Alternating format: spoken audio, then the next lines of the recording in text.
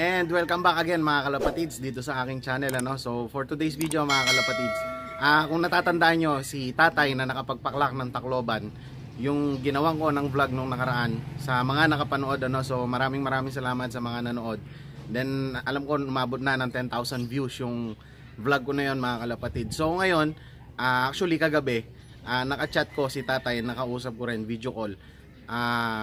Nag-usap kami, napapasyalan ko siya. Then ayun nga, binigyan niya tayo ng privilege mga kalapatids para ma-meet natin siya. So ngayon nga Sabado, mag-aalas 9 na ng umaga mga kalapatids. Paalis na rin ako, then nakagayak na nga ako kung mapapansin nyo. Ayan, nakagayak na tayo. So samahan nyo ako, imi-meet natin si Tatay Jesse Cruz, ang Blue Jay Loft ng Apalit, Pampanga mga kalapatids. So tara, puntahan natin siya.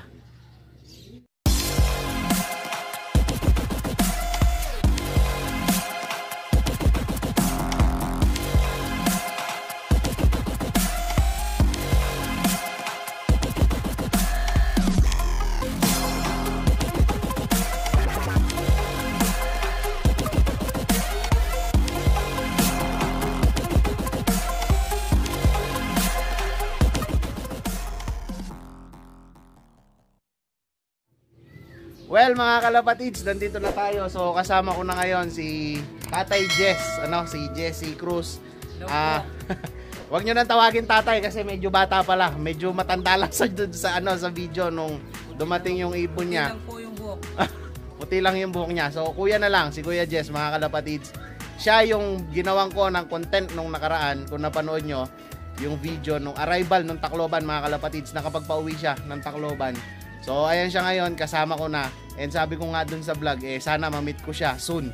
So eto na nga, nagkita na kami. Saturday ngayon mga kalapatids, wala akong pasok kaya pinasyalan ko siya dito sa Apalit. So mas kilala siya mga kalapatids bilang Blue Jay Loft ng Apalit mga kalapatids. So eto, itutur ko lang kayo dito sa kanyang loft. Kasi kung napansin nyo nga, nung dumating yung ibon niya, sabi ko nga dinampot lang doon sa kulungan, nung parang kulungan lang ng manok. So yun nga, inisip ko na naka-widow yung kalapate. Then tama nga, meron pares yung ibon, kaya doon nakakulong yung ibon niya na umuwi ng Tacloban. So ito, itutur ko lang kayo. Ito si Boss Jesse. So sasamahan niya tayo. Then mamaya hingi tayo ng content tips kung paano magpauwi ng Tacloban mga kalapatids.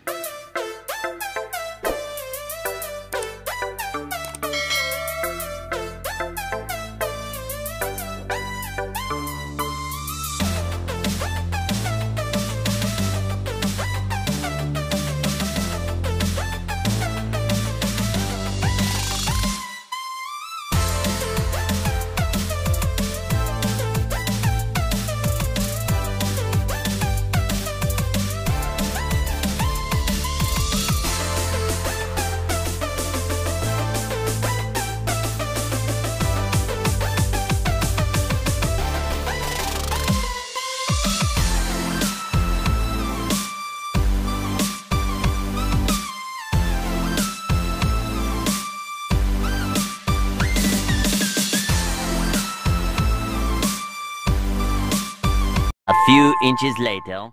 And ayan mga kalapatid, si Sir Jesse Cruz, ang Big J Loft ng Apalit, Pampanga. So ito, tutur lang niya tayo konti dito sa loft niya. So ito, yung mga flyer loft niya mga kalapatid. So ayan, itutur niya tayong konti. Ipapaliwanag lang niya yung mga ibon niya. Ito yung mga stock bird, mga hen, mga nakabukod para hindi mangitlog. Then yung kabila, tak. Dito meron tayong pinagpapares, speed bird. Try tayo sa speed bird para naman makaparty sa punin. Pero dito bang Tacloban, ano ba yung preparasyon na ginawa mo para makapagpauwi ng Tacloban? Yun lang yung dati kong ginagawa.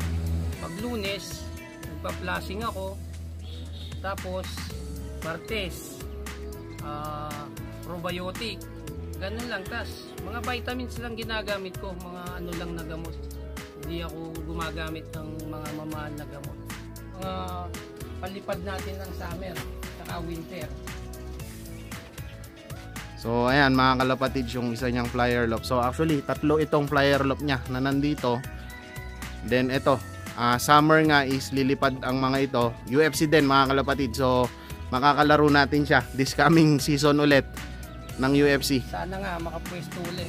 Alarin sa mga warriors natin. Medyo bata pa nga eh. Lugon pa. So, bali ayan mga kalapatids yung kanyang flyer loft. Then ito, nung napanood natin yung kanyang video is ayan, dito nanggaling yung ibon niya. Ay sorry, doon pala sa bubong na yon nanggaling yung kanyang ibon. Then ayun nga, pasok siya dito. Then yung ibon niya is ayun, ang loft ng ibon niya. Kasi naka-widow nga yung ibon mga kalapatids. So dito niya kinuha yung ibon no, nung time na yon. Kung napanood nyo yung vlog na yon is eto nga. So ito yung kanyang Tacloban Clacker mga kalapatids ano. Isang magandang ibon. So kukunin yan ni Sir Blue Jay Loft para ipakita sa atin. And papaliwanag din niya sa atin kung ano yung yung bloodline ng ibon na to no. So ayan, yung kanyang Tacloban Clacker na ibon. May pangalan ba yan, sir? Wala. Meron. Lady Tak. Ito si Lady Tak. Nagpasikat ng konti sa akin. Nagpasaya ng maraming tao. Oo. Ito po yung ibon. So ayan mga kalapatids, isang dark check po niya, Crack 52, ex-Vandenbroek po. Alright, so itong ibon na to mga kalapatids, akala ko is live. Though hindi ko sinabi dun sa vlog ko na live yung ibon. Natuwa lang ako kasi nung napanood ko nga yung video na nung arrival ng Tacloban is talagang masayang masaya siya nun. Ang dami nga nag-comment nun mga kalapatids. Ang sabi nila is hindi matatawaran yung tuwa or yung saya niya na napanood nyo yung nung dumating yung ibon niya. Kasi kahit naman tayo mga kalapatids, kahit kayo na viewers, pag inuwian ka ng ibon from Tacloban is talagang yung saya. Hindi mo kayang pantayan. So ayan yung ibon mga kalapatid, isang dark check hen, Crack 52 cross ng Vandenbroek mga kalapatids. So ang gandang ibon. Then yung mata niya kung makikita nyo isa pearl eye. Gandang ibon. And ayan mga kalapatids, hingi tayo ng konting tips or advice sa mga viewers na newbie katulad ko and katulad din niya actually na newbie sa pagkakalapate. So anong maisasuggest mo sa mga newbie na nanonood sa atin para pumasok sa ganitong larangan ng pigeon racing?